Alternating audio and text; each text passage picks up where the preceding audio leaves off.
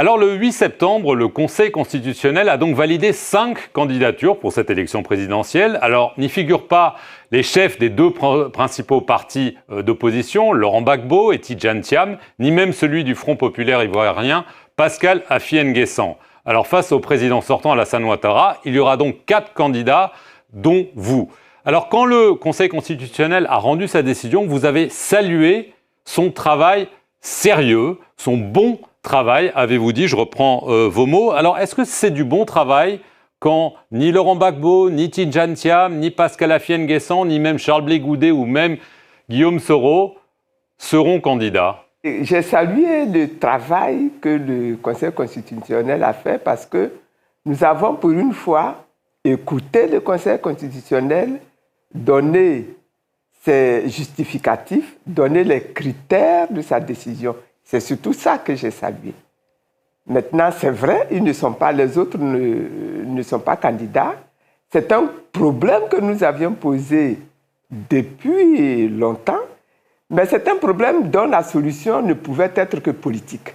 Et c'est la raison pour laquelle nous avons souhaité que le président de la République convoque une rencontre entre l'opposition et le gouvernement, que l'on s'asseye autour d'une table et que l'on traite ces questions-là de l'intégration de M. Laurent Gbagbo à la liste électorale, de l'intégration de M. Thiam à la liste électorale. Ce sont des questions dont la solution était des solutions politiques. Le gouvernement a refusé. Nous avons discuté jusqu'au bout, nous avons plaidé jusqu'au bout, et le gouvernement n'a pas voulu s'asseoir et convoquer le dialogue politique. Dès cet instant-là, les résultats qui sont tombés étaient des résultats qui étaient prévisibles.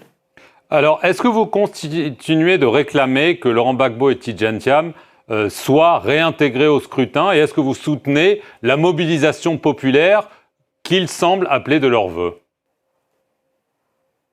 Je me dis qu'il aurait été bon que M.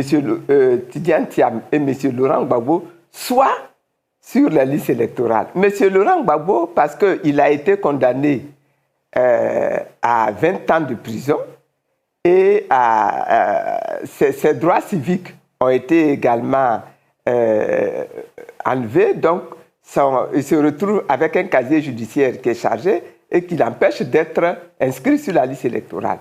Mais ce problème-là, c'est une solution que le ministère de la Justice aurait pu traiter. Parce que cette décision, elle n'est pas juste. Et ça, je l'ai dit depuis le début. La décision de condamnation du président Laurent Gbagbo est une décision qui n'est pas juste, qui même peut être qualifiée de décision inique par les tribunaux de Côte d'Ivoire. De la même manière, M. Tidjane Thiam a retrouvé son nom exclu de la liste. Et là aussi, ce n'est pas juste. Donc, ce sont des questions qu'il faut traiter. Et j'ai dit que la solution pour M. Laurent Gbagbo, c'est que le président de la République prenne un décret après avoir convoqué l'Assemblée nationale pour voter une loi d'amnistie. C'était ça la solution. Mais c'est trop tard maintenant. On est d'accord que maintenant c'est trop tard. Oui, on est d'accord que c'est trop tard. On est d'accord que c'est trop tard. Alors, vous aviez... On est d'accord que pour ces élections-ci, sauf si on décide de reporter les élections, c'est trop tard. Alors, vous aviez lancé une plateforme commune de l'opposition il y a 6 mois environ, et elle demandait un dialogue, on en a parlé, mais aussi une révision de la liste électorale, la publication des résultats bureau par bureau, et aussi une refonte de la commission électorale indépendante. Rien de ça ne s'est passé. Malgré tout, vous êtes candidate, ça veut dire que vous êtes confiante que l'élection sera juste et transparente, Simone? Est-ce que l'élection sera juste et transparente? J'ai dit qu'il faut mobiliser les électeurs pour qu'ils viennent aujourd'hui peser fortement sur ces élections-là. Je ne dis pas d'aller organiser des manifestations de rue. Ce n'est pas de ça que moi je parle. Je parle de la possibilité que les électeurs eux-mêmes, dans les bureaux de vote, non seulement qu'ils sortent nombreux voter, mais qu'également ils puissent, dans les bureaux de vote, faire le contrôle qu'il faut pour que les résultats qui sortiront des bureaux de vote soient ces résultats-là qui parviennent, n'est-ce pas, aux structures centrales et que les élections ne soient pas biaisées. Ça va être des élections difficiles.